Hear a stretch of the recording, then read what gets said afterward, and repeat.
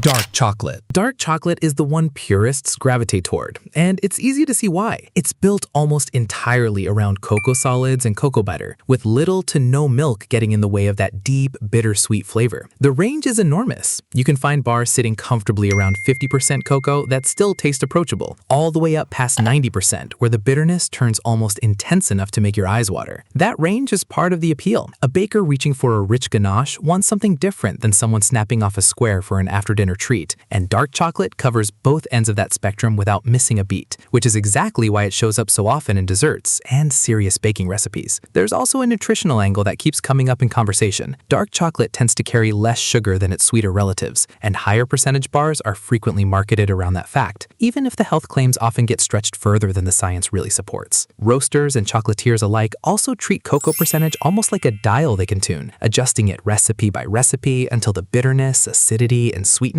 land exactly where the dish calls for. Milk chocolate. If dark chocolate is the purist's choice, milk chocolate is the crowd pleaser. Smoother, sweeter, and honestly just easier to love. It takes cocoa solids and blends them with milk powder or condensed milk, softening the sharper edges of pure cocoa into something creamy and mellow. The credit for popularizing it usually goes back to 19th century Switzerland, where chocolatiers figured out how to combine milk and chocolate in a way that actually worked texturally, and the rest of the world caught on fast. It's the chocolate most people picture first when they hear the word chocolate at all, the stuff of candy bars, truffles, and the everyday treats sitting in checkout line displays. There's nothing complicated about why it became the world's favorite. It's just genuinely comforting. Production has since scaled up into an enormous global industry, with major manufacturers refining their recipes over generations to hit that exact balance of sweetness and creaminess that keeps people reaching for another piece without even thinking about it. Regional differences persist too. The milk chocolate popular in Europe often tastes noticeably different from what's common in the United States, a gap that traces back to small variations in milk processing established generations ago. White chocolate. Here's where things get a little controversial. White chocolate skips cocoa solids entirely, built instead from cocoa butter, sugar, and milk solids, which is exactly why chocolate purists love to argue it isn't real chocolate at all. Whatever side of that debate you land on, there's no denying its ivory color and buttery, vanilla-forward flavor carve out a lane all its own, completely different from the classic cocoa taste everything else on this list is chasing. Pastry chefs love working with it, precisely because it behaves differently, blending smoothly into desserts without competing against other flavors, the way dark or milk chocolate sometimes can. Love it or dismiss it as chocolate in name only, it's not going anywhere anytime soon. Its neutral base also makes it a favorite canvas for flavor experiments, easily tinted or infused with fruit, spices, or matcha in ways that would clash with the stronger taste of dark or milk chocolate. That same neutrality is precisely what critics point to when they argue it doesn't deserve the chocolate label at all. Ruby chocolate. Now for the newcomer. Ruby chocolate barely has a decade under its belt, having only emerged in the 21st century, and it's still the closest thing the chocolate world has to a genuine surprise. It comes from specially selected ruby cocoa beans that naturally produce a striking pink hue. No food coloring, no gimmicks, just chemistry doing something unexpected. The flavor matches the look, fruity, faintly berry-like, with a tartness that pulls it away from the sweetness you'd expect from anything labeled chocolate. It occupies a strange, interesting middle ground, tart enough to feel almost like candy, but still unmistakably built from cocoa. For an industry with centuries of tradition behind it, ruby chocolate is proof there's still room for something genuinely new to show up. Its arrival also sparked a wave of curiosity among chocolatiers, eager to pair that natural tartness with fruit, nuts, or citrus in ways that classic chocolate never really allowed. Whether it earns a permanent spot alongside dark milk and white chocolate or fades into a passing trend is still very much an open question the industry hasn't settled. Unsweetened chocolate. Unsweetened chocolate doesn't try to be likable on its own, and that's sort of the point. Also known as baking chocolate, it's stripped down to almost pure cocoa solids and cocoa butter, with no sugar added to soften the blow. Taste it straight, and you'll understand immediately why almost nobody does. It's intensely bitter, closer to biting into raw cocoa than anything resembling a treat. But that's exactly what makes it so useful in the kitchen. Bakers reach for it as a blank canvas, a concentrated dose of pure chocolate flavor they can build sweetness around themselves, layer by layer. Cakes, brownies, cookies, the recipes calling for unsweetened chocolate almost always pair it with a hefty amount of sugar elsewhere, letting the the bitterness anchor the whole dish rather than dominate it. It's rarely something home bakers keep on hand casually, but for anyone serious about controlling exactly how sweet and how chocolatey a recipe turns out, starting from this stripped-down base gives them far more precision than a pre-sweetened bar ever could. Bittersweet chocolate. Bittersweet chocolate lives just one step gentler than the unsweetened stuff, still carrying a high percentage of cocoa solids, but with enough added sugar to make it something you could actually enjoy on its own. It's less sweet than its semi-sweet cousin, favoring bold, deep cocoa flavor over easy sweetness, which is exactly why professional bakers reach for it so often. There's a complexity to bittersweet chocolate that softer varieties can't quite match, layers of flavor that unfold rather than just hitting you with sugar up front. In rich desserts where you want the chocolate itself to be the star rather than a supporting sweetness, bittersweet is usually the first thing a serious baker reaches for on the shelf. It also tends to pair unusually well with contrasting flavors, sea salt, chili, citrus zest, precisely because its own flavor is assertive enough to stand up against something bold. The line between bittersweet and dark chocolate can blur depending on the manufacturer, since neither term is strictly regulated the same way everywhere. Semi-sweet chocolate. Semi-sweet chocolate is the reliable middle child of the chocolate family. Balanced, versatile, and everywhere once you start looking. It splits the difference between sweetness and cocoa intensity so evenly that it's become the default choice for chocolate chips and baking bars across the world. The stuff mixed into cookie dough and muffin batter in kitchens everywhere. That balance is exactly why it works so well in so many contexts. It's sweet enough to snack on straight from the bag, yet cocoa forward enough to hold its own once it's baked into something else. If dark chocolate demands respect and milk chocolate goes for pure comfort, semi-sweet just quietly does its job everywhere it's needed. It's rarely the chocolate anyone specifically seeks out by name, and yet it's probably the version most people have eaten more of than any other, tucked into recipes without a second thought. Its consistency also makes it a reliable choice for home bakers, since it behaves predictably whether it's melted, chopped, or baked straight into a batter. Couverture chocolate. Couverture chocolate is where things start getting technical in the best possible way. It packs a noticeably higher percentage of cocoa butter than standard chocolate, and that extra fat content changes everything about how it behaves. Smoother melts, a glossier finish, and that satisfying crisp snap you get after it's been properly tempered. Chocolatiers treat it almost like a specialized tool rather than just an ingredient, reaching for it specifically when a project demands precision. Truffles that need a flawless shell, pralines with a clean bite, decorative coatings that have to look as good as they taste. It takes more skill to work with than ordinary chocolate, but in the right hands, couverture is what separates amateur chocolate work from something genuinely professional. Tempering it correctly is practically its own discipline, requiring precise temperature control to coax the cocoa butter into the right crystal structure before it sets. Get it wrong and the chocolate turns dull and streaky instead of glossy. Get it right and it snaps cleanly with that unmistakable professional shine. Gianduja chocolate.